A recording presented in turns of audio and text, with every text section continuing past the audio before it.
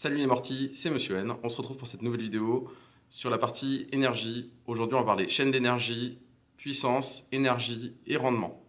Bonne vidéo à tous. Sur la partie cours informatique qu'on avait réalisé avant, on a parlé de la chaîne d'information. Là, aujourd'hui, on va parler de la chaîne d'énergie et donc de la fonction exécutée. La fonction exécutée, elle se fait grâce à la chaîne d'énergie, donc avec les quatre blocs suivants.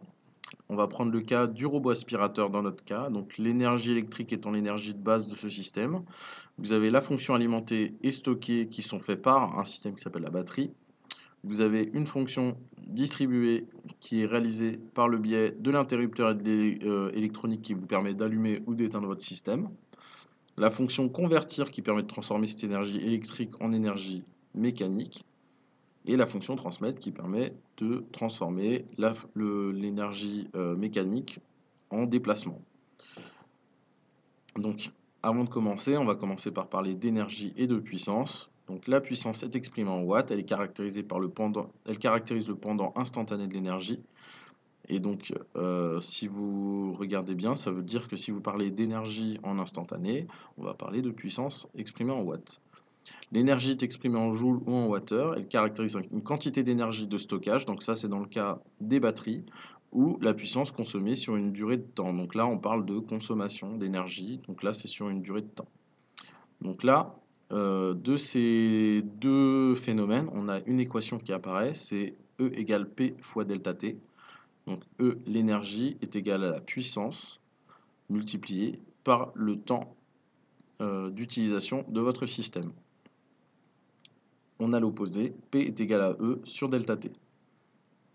Donc le rendement, pour vous en parler, tout système possède un rendement. En effet, toute l'énergie qui passe par un système n'est pas totalement utilisée dans son fonctionnement. Il existe des pertes en lien avec des frottements et des échauffements. Alors quand vous regardez bien ça, ça veut dire que quand vous avez une puissance d'entrée et que vous avez un bloc fonctionnel, donc un bloc fonctionnel c'est n'importe quoi, un bloc fonctionnel ça peut être considéré comme un moteur, une batterie, un rouage, tout ce qui est utilisé dans un système. Eh bien, la puissance de sortie, elle est plus faible que la puissance d'entrée parce que vous avez ce qu'on appelle des pertes qui sont appliquées dessus. Donc, en général, on a un lien puissance d'entrée est égale à puissance de sortie plus perte. Donc, le rendement, qu'est-ce que c'est exactement?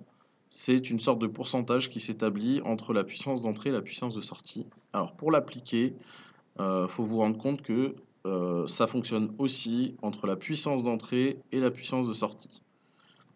Et donc pour vous l'expliquer tout simplement, donc le rendement c'est égal à l'énergie de sortie qui est plus faible sur l'énergie d'entrée. Donc vous avez un pourcentage d'énergie qui est défini sur la quantité qui est sortie. Donc ce ne sera pas tout à fait un pourcentage, il faudra multiplier par 100 pour avoir un pourcentage. Mais en général, on reste sous le fonctionnement de rendement. Donc c'est un chiffre qui va de 0 à 1. Et plus vous vous rapprocherez de 1, plus vous serez performant au niveau du rendement. Plus vous serez proche de 0, moins le rendement sera bon. Donc, grâce à la fonction E est égale à P fois delta T, on peut avoir une fonction qui apparaît sous le format de rendement est égal à puissance de sortie multipliée par delta T sur puissance d'entrée multipliée par delta T. Étant donné comme nous sommes sur la même durée de temps, eh bien nous avons l'équation rendement est égal à la puissance de sortie sur la puissance d'entrée. Alors, le rendement, on peut le caractériser du coup grâce à une chaîne fonctionnelle. Par exemple, là, dans cet exemple de 3 blocs, vous avez donc un bloc fonctionnel 1, bloc fonctionnel 2, bloc fonctionnel 3, une puissance d'entrée, une puissance entre le bloc 1 et le bloc 2, une puissance entre le bloc 2 et le bloc 3, et une puissance de sortie.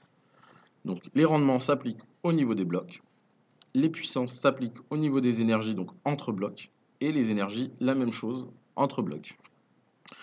Alors, pour vous expliquer le concept de rendement global, donc si vous avez un rendement au niveau du bloc fonctionnel numéro 2, et que vous aviez du coup 100% d'énergie sur le bloc, sur la puissance entre 1 et 2, eh bien vous auriez 80% sur la puissance entre 1 et 2, car vous faites 100 multiplié par 0,80 et vous obtenez bien 80%.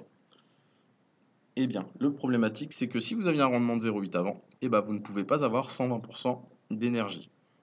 Donc là, on va repartir à 100% d'énergie.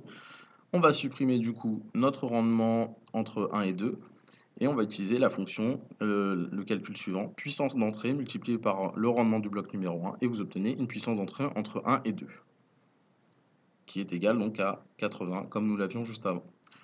La grosse différence apparaît maintenant, donc vous voyez bien que le 80% disparaît pour la puissance entre 2 et 3. Et là, vous allez appliquer la fonction puissance d'entrée entre 1 et 2, multiplié par le rendement du bloc numéro 2, et vous obtenez la puissance d'entrée entre 2 et 3. Alors là, vous avez 64%. Et ensuite, vous avez du coup la dernière équation avec un rendement de 0,80 toujours. Eh bien, vous obtenez une puissance entre 2 et 3 multiplié par le rendement du bloc numéro 2 et vous obtenez une puissance sortie à 51,2% de l'énergie. Alors, ces équations sont liées par rapport à une équation globale qui est la suivante. Donc, le rendement global est égal au produit des rendements, qui est égal donc au rendement du bloc 1 multiplié par le rendement du bloc 2 multiplié par le rendement du bloc 3. C'est tout pour aujourd'hui, on se retrouve bientôt pour une prochaine vidéo. C'était Monsieur N. Salut!